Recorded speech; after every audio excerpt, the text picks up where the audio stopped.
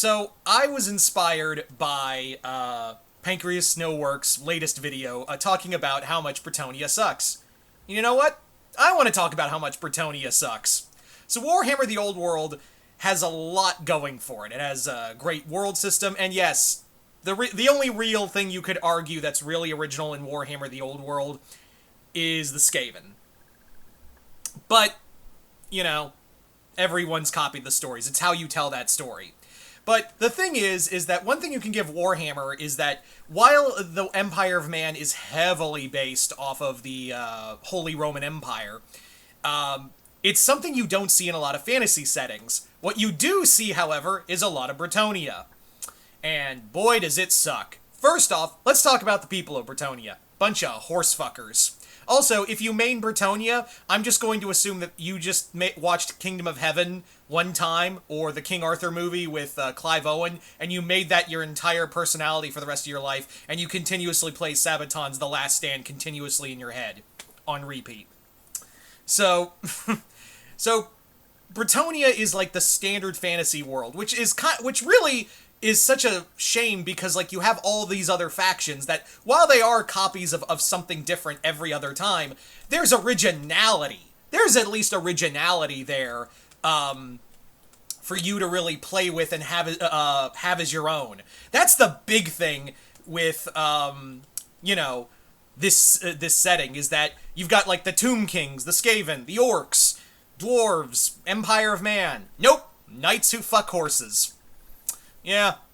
Also, there are pretty fascist governments, you know, making gunpowder illegal because they were afraid of having peasants to rise up against them. Yeah. But the Grail Knights, I hear you say. The Grail Knights! What about the Grail Knights? Okay, Grail Knights. They're pretty powerful. Yeah. They're really, they're a force to be reckoned with, to be sure. But here's the thing. Are they that powerful? Or is it rather that Bretonia is mostly protected by the landscape they live in? Oh, sure, they battle orcs and greenskin, but guess what? Everyone fights orcs and beastmen. I meant to say beastmen, sorry. Yeah, beastmen and greenskins are all over the place. You can't get rid of them. So yeah. But you know who they don't have to fight outside of give or take a few things? Chaos and Norska. You know who takes the brunt of that? The Empire of Man. And guess where Bretonia is settled?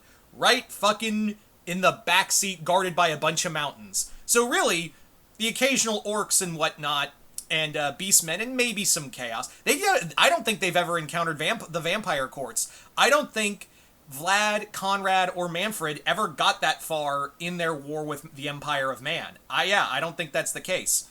The other thing is, too, is that are the Grail Knights that powerful, or is it because they're just fighting a bunch of low-key villains, and also the real major bad guys are out fighting the Empire of Man, and they can't get over there? And let's also talk about another thing about the Grail Knights. They don't get their powers from themselves. They get it from a elf who's playing that entire fucking civilization like a goddamn fiddle. Yeah. Literally, they are just, like, every time the Grail Knights try to do something, it's not original. They copy their cavalry shit from the elves. They're getting literally mocked constantly by the wood elves who live in their forests. And a wood elf is basically pretending to be the Lady of the Lake. Yeah. And the elves laugh at them all the time. And, yeah, everyone laughs at Bretonia. No, like, also, cavalry, their cavalry is just all it is. In-game, if you can just break the cavalry, guess what? You've basically beat a Bretonian player. Perfect example. I was watching one game, at a local store I visit where they were having a Bretonia v. Orc game. And the moment the cavalry got routed in that game, it was over. It was just basically dragging out the inevitable. It was a slow game, to be sure, but we all knew watching this game, it was like that scene in The Simpsons where Homer's beating on the Krusty Burglar, and there's one kid going, "Stop! Stop! He's already dead!" That's what it was. So, like I said, in-game, if you could just take out the cavalry, Bretonia is just... Why would you want that? Right? And you can make the argument Tomb Kings are like that too. Yet Tomb Kings at least have some more fucking variety in their army rather than just cavalry. It's slower, but sure.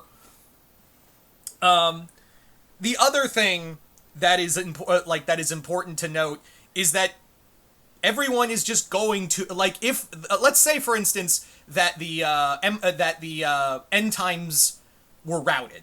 Like, Manfred von Kumstein didn't just blow up the world and continue just to be in his cunty behavior.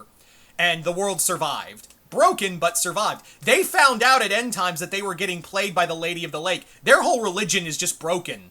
And and also, every other civilization, the Empire of Man was moving forward, the Skaven were going forward, a lot of other races, while they were, like, lost in their own times, were still a civilization enough to try to keep going. Bretonia was so far stuck up its own asshole that it couldn't even smell the shit coming out of its mouth. Oh, and, by the way, speaking of end times, what did Bretonia do? No, tell me, come on. I really want to know what Bretonia did during the end times. Don't worry, I'll wait. Oh, what's that? They did fuck all? Really? They fucking died. They all fucking died in a blurb. Yeah, literally the Skaven wiped them off the earth with the red pox. That's how little anyone... And have you seen Bretonia in Age of Sigmar? No, because no one was literally clamoring for Bretonia to come... I've seen no one want Bretonia back.